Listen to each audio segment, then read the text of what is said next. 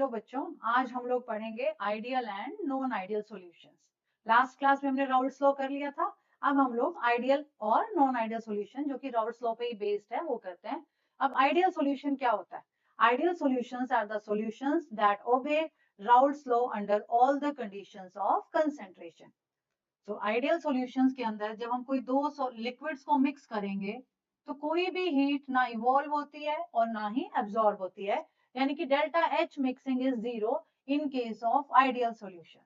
दूसरा है हमारा delta we mixing is also zero in case of ideal solution, यानी कि हमने दो लिक्विड्स को मिक्स किया तो अगर 50 ml एक लिक्विड है, 50 ml ही दूसरा है, तो टोटल जो सॉल्यूशन का वॉल्यूम बनेगा दैट विल बी 100 ml। और ये 100 ml से ज्यादा या कम नहीं होगा, क्योंकि नॉन आइडियल के अंदर बेटे कभी कभी 99 ml, कभी 101 ml ऐसे हो जाता है। तो आइडियल के अंदर delta H mixing zero, delta we mixing zero. अब आइडियल सॉल्यूशन बनाते कौन से लिक्विड्स हैं? जिन लिक्विड्स की इंटरमोलिक्यूलर अट्रैक्शन सिमिलर होंगी, जिनकी मॉलिक्यूलर स्ट्रक्चर सिमिलर होगा, वो ही हमारे आइडियल सॉल्यूशन बनाएंगे। तो substances which have substances having similar interactions, they will form ideal solutions। ठीक है, फॉर एग्जाम्पल देखो बेटा, n hexane plus n heptane, it will form ideal solution। toluene plus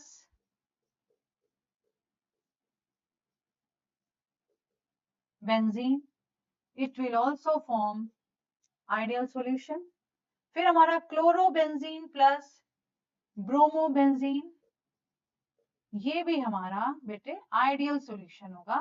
तो ये हम लोगों ने पढ़े हमारे आइडियल सॉल्यूशंस की प्रॉपर्टीज और उनके एग्जांपल्स। ठीक है, अब हम लोग करेंगे नॉन आइडियल सॉल्यूशन। अब नॉन आइडियल क्यों आ गए? जैसे कोई भी आइडियल इंसान नहीं होता, वैसे कोई भी सॉल्यूशन आइडियल नहीं होता, ये हाइपोथेटिकल सिचुएशन होती है। तो हर कंडीशन पे कोई भी चीज आइडियल नहीं मिलेगा। तो अब हम लोग पढ़ते हैं नॉन आइडियल। तो जो राउल्ट्स लॉ से डेविएशन शो कर देते हैं सॉल्यूशंस, उनको हम लोग कहते हैं नॉन आइडियल सॉल्यूशंस। तो non ideal solutions they generally show deviations from Raoult's law. और दो टाइप की डेविएशन शो करते हैं, एक होता है पॉजिटिव डेविएशन, दूसरा होता है हमारा negative deviation. So non ideal solutions they do not obey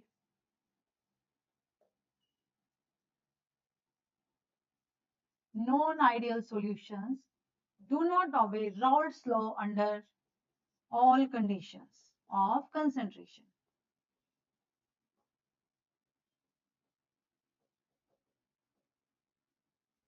Raoult's law under all conditions of concentration।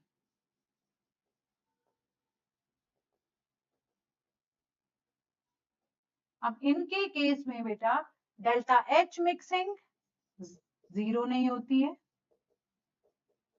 इनके केस में डेल्टा वी मिक्सिंग जीरो नहीं होती है, और इनके दोनों लिक्विड्स की जो इंटरेक्शंस हैं आपस में, इंटरमोलिकुलर इंटरेक्शंस, वो भी डिफरेंट होती हैं। So they have different intermolecular interactions.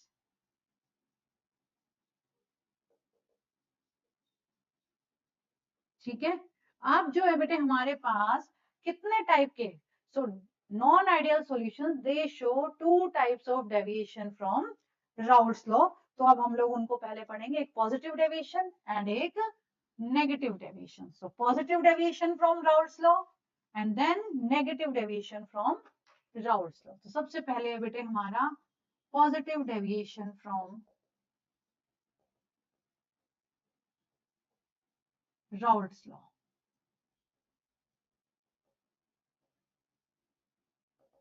अब सबसे पहले पॉजिटिव डेविएशन मींस ऐसे लिक्विड्स जिनके अंदर जब हमने दो लिक्विड्स को मिक्स किया तो डेल्टा वी मिक्सिंग पॉजिटिव आया, यानी कि मैंने 20 ml लिया, 40 आना चाहिए था लेकिन 41 ml आ गया, तो डेल्टा वी मिक्सिंग पॉजिटिव हो गई। दूसरी बात डेल्टा एच मिक्सिंग पॉजिटिव, यानी कि जब मैंने दोनों को मिक्स किया तो उन्होंने हीट एब्जॉर्ब कर ली। there is some absorption of heat. So delta V mixing positive, delta H mixing positive.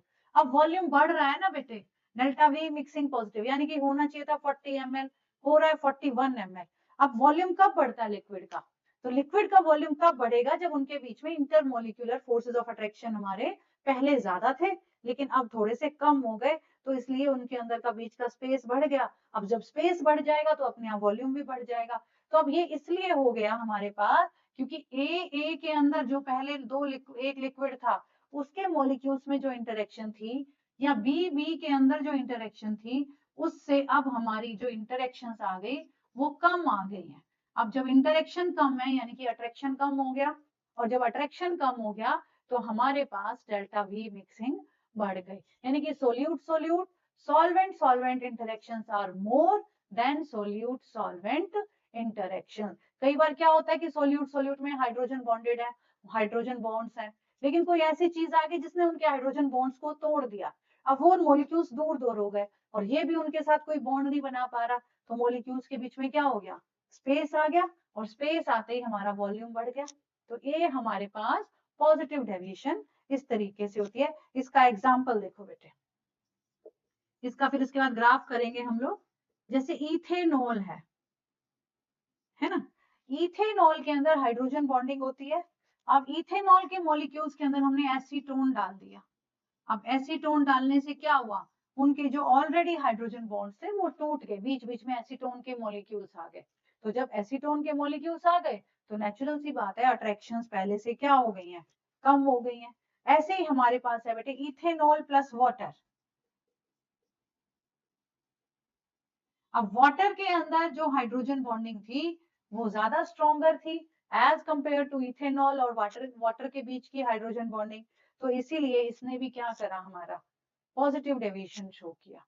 तीसरा हमारा एग्जांपल है कार्बन डाइसल्फाइड प्लस एसीटोन.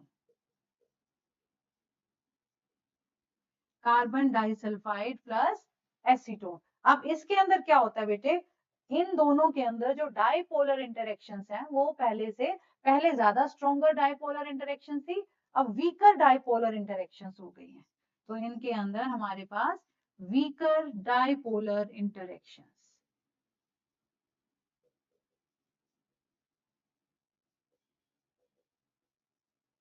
तो ये हमारे पास पॉजिटिव डेविएशन. अब इसका हम लोग ग्राफ ड्रॉ करते हैं बेटे. देखो बेटे, जो हमारा आइडियल सॉल्यूशन है ना, उसके लिए अगर हम ग्राफ प्लॉट करते हैं तो ऐसा ग्राफ आता है. इस तरफ हमने रखा, सपोज करो हमारे पास एक है ए लिक्विड, उसका मोल फ्रैक्शन 1 है और बी का 0 है. जैसे जैसे हम राइट की तरफ मूव करते गए ए का अमाउंट हम कम करते गए, और यहाँ आते ही ए हमारा 0 हो गया और बी हमारा 1 हो गया. ठीक है, इस तरफ हमने वेपर प्रेशर ले लिया. अब क्योंकि बेटे इस तरफ हमारे पास सिर्फ मोल फ्रैक्शन ऑफ ए है, पूरे सॉल्यूशन में सिर्फ ए है, तो अगर यहाँ एक वेपर प्रेशर आएगा तो that will the vapour pressure of pure component A. और यहाँ सिर्फ हमारे पास बी है, so this will be the vapour pressure of pure component B. तो अब हम इनको जब जोड़ देंगे तो क्या होगा, ये हमारे पास आइडियल सॉल्यूशन के लिए कर्व ऐसा आ जाता है. और अगर मैं बात करूं ए कंपोनेंट की, तो ए कंपोनेंट का वेपर प्रेशर धीरे धीरे धीरे धीरे क्या हो जाएगा, कम होता जाएगा. अब है हमारे पास बी का पहले 0 था, धीरे धीरे ये हमारा बढ़ गया. ठीक है, so this is the curve for PA, vapour pressure of PA in case of ideal solution. ठीक है, और ये हमारा है वेपर प्रेशर ऑफ सॉल्यूशन का. लेकिन अभी हम लोग बात कर रहे हैं बेटे पॉजिटिव डेविएशन, यानी कि पॉजिटिव डेविएशन में हर कंसेंट्रेशन पे आइडियल सॉल्यूशन से वेपर प्रेशर ज्यादा आएगा. यानी कि हमारा ग्राफ कैसे मूव कर जाएगा, ऐसे. अब तुम लोग देख रहे हो ना, तो हमारे ग्राफ में हर उस पे वेपर प्रेशर आइडियल वाले से ज्यादा ही आ रहा है. और सिमिलर केस होगा बेटे दोनों कंपोनेंट्स के लिए भी. ठीक है, अब यहाँ एक कंसंट्रेशन ऐसी आएगी जहां पे वेपर प्रेशर तो होगा मैक्सिमम. ठीक है, तो ये जो कंसेंट्रेशन है, अब जब वेपर प्रेशर मैक्सिमम होगा तो बॉइलिंग पॉइंट मिनिमम आएगा। तो ये जो कंसेंट्रेशन है ये वाली, इस पे हमें उस सॉल्यूशन का मैक्सिमम वेपर प्रेशर मिल रहा है, और इस कंसेंट्रेशन के सॉल्यूशन को हम लोग कहेंगे minimum boiling azeotrope. this concentration is called minimum boiling azeotrope. तो मिनिमम बॉइलिंग, अब एजियोट्रॉप्स क्या होते हैं?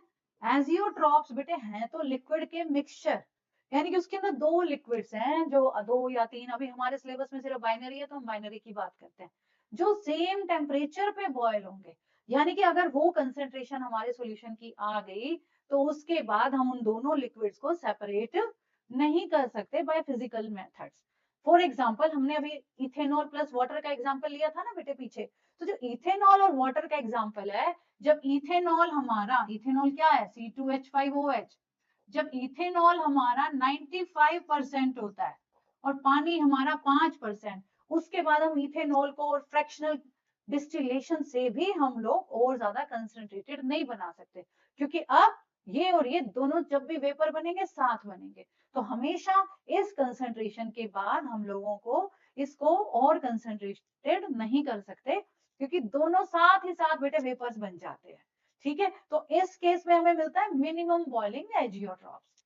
अब हम लोग करेंगे बेटा negative deviation from Raoult's law. ठीक है, तो negative deviation from Raoult's law के लिए ग्राफ बिल्कुल उल्टा हो जाएगा। जो भी हमने ये ग्राफ बनाया, ठीक है, तो ये हमारा बिल्कुल उलट, अभी तक हमारे पास ज्यादा आ रहा था वेपर प्रेशर हर कंसेंट्रेशन पे, अब हमारे पास हर कंसेंट्रेशन पे वेपर प्रेशर कम आ जाएगा। ठीक है, तो अभी हम लोग करते हैं negative deviation from Raoult's law. तो नेगेटिव डेविएशन मींस हर चीज नेगेटिव है। हर चीज नेगेटिव मींस जो तुमने पहले पॉजिटिव करी थी, देखो आइडियल में 0 था, delta H mixing 0, delta V mixing 0, ठीक है, इंटरेक्शंस बिल्कुल बराबर, सब कुछ बढ़िया चल रहा था, है ना, कुछ भी इधर उधर नहीं हो रहा था। पॉजिटिव डेविएशन में जब हमने करा तो सब कुछ ही पॉजिटिव हो गया, delta V mixing positive, delta H mixing positive, और इंटरेक्शंस भी जो पहले ज्यादा थी अब कम हो गई, इंटरेक्शंस कम होते ही वॉल्यूम इसीलिए तो बढ़ गया था, और वेपर प्रेशर भी हर पॉइंट पे बढ़ा हुआ आ गया था।